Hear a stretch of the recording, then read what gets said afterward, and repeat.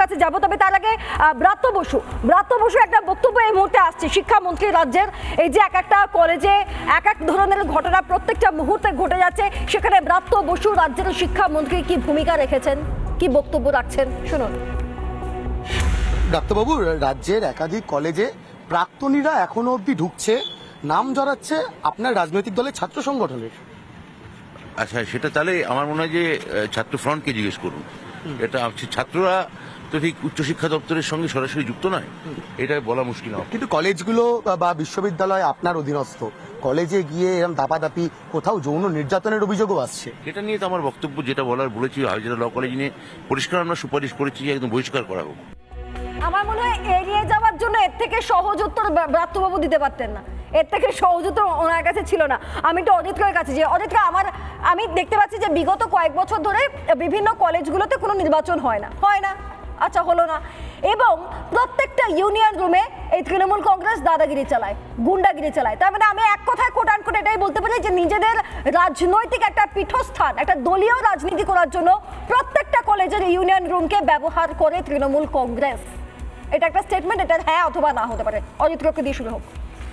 দেখুন, প্রথম কথা হচ্ছে যে যেহেতু আরজিকর প্রসঙ্গটা এলো, সেই জন্য একটু ক্রিমিনাল সাইকোলজিক্যালি যদি আমরা অ্যানালাইজ করি তাহলে আপনার বুঝতে সুবিধা হবে যে কসবার ধর্ষণ কেন আরজিকরের ধর্ষণের থেকে আলাদা।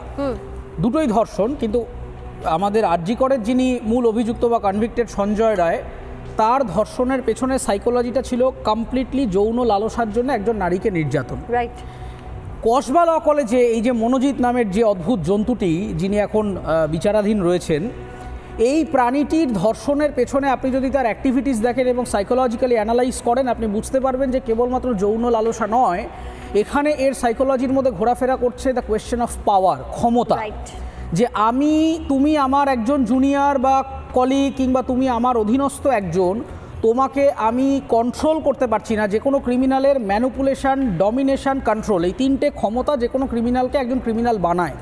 আপনি যদি ওর অ্যাক্টিভিটিটা দেখেন, যে প্রথমে তাকে প্রপোজাল দেওয়া, বিয়ের প্রপোজাল বা যাই হোক ইত্যাদি করা, তারপরে সেই বিয়ের প্রপোজাল রিজেক্ট করে দেওয়া, এবং সেইখান থেকে এই যে আমি তোমাকে মানে ক্ষমতায়ন করতে পারছি না, তোমার উপরে কন্ট্রোল করতে পারছি না, এই কন্ট্রোলটা এস্টাবলিশ করবার জন্যেই এই মলেস্টেশন এবং ধর্ষণ যা হয়েছে। এবং তারপর আপনি যদি দেখেন একটা ভিডিও রেকর্ডিং করা হয়েছে, সেই রেকর্ডিংটা করে আবার তাকে ব্ল্যাকমেল করা হয়েছে যে এই কথাটা তুমি যদি বাইরে প্রকাশ করো তোমার কিন্তু অবস্থা শোচনীয় করা হবে।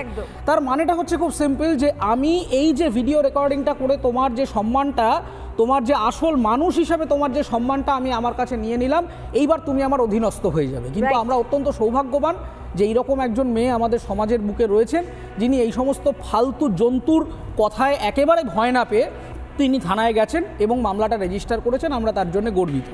এবার বিষয়টা হচ্ছে যে দেখুন, প্রথম কথা, বিভিন্ন কলেজগুলোর আমি বহুদিন আগে সোশ্যাল মিডিয়া থেকে শুরু করে তৃণমূল ছাত্র পরিষদকে বারংবার তাদের সিনিয়র লিডারশিপদেরকে জানিয়েছিলাম যে তৃণমূল ছাত্র পরিষদের মধ্যে ব্যাপক মিসম্যানেজমেন্ট শুরু হয়েছে। একদম ঠিক কথা আপনি বলেছেন। আপনি বলছেন যে কোন কলেজে কি হয়েছে, কিছুদিন আগে খবরের কাগজ খুলে দেখুন, ক্যালকাটা ইউনিভার্সিটির কারমাইকেল হোস্টেল, দিনের পর দিন ওখানে হোস্টেলে বিভিন্ন দাদা দিদি জেঠু জেঠিমারা ওখানে ঢুকে পড়ছেন এবং ঢুকে পড়ে ছাত্রদের উপরে হেনস্থা, র্যাগিং। পাতার পর পাতা খবরের কাগজে এসছে, বিভিন্ন রকমভাবে মামলা মোকদ্দমা করবার চেষ্টা হয়েছে, কিন্তু হয়নি।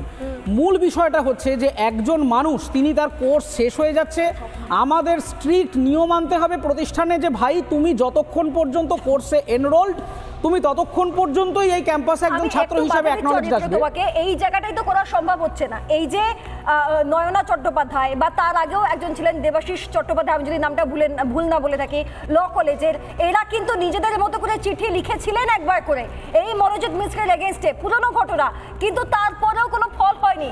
মানে তুমি বুঝতে পারছো, মানে পুলিশও কোনো কাজ করেনি না। পুলিশ এই যে আজকে গ্রেফতারি নিয়ে এত বাধ্য হয়েছে এদেরকে রাখতে, এদের কথা শুনতে।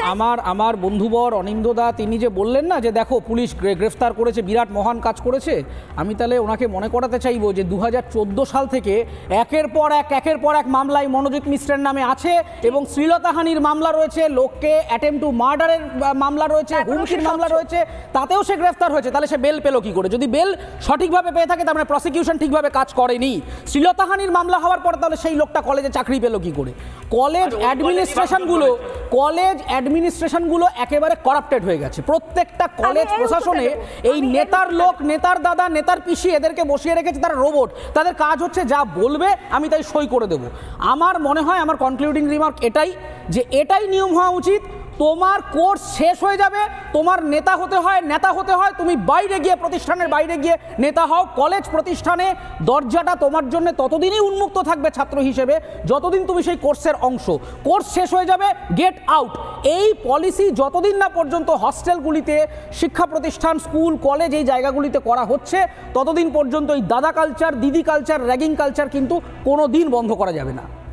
নানা ধরনের কন্টেন্ট দেখার জন্য লাইক করুন, শেয়ার করুন আমাদের ফেসবুক পেজ, সাবস্ক্রাইব করুন আমাদের ইউটিউব চ্যানেল।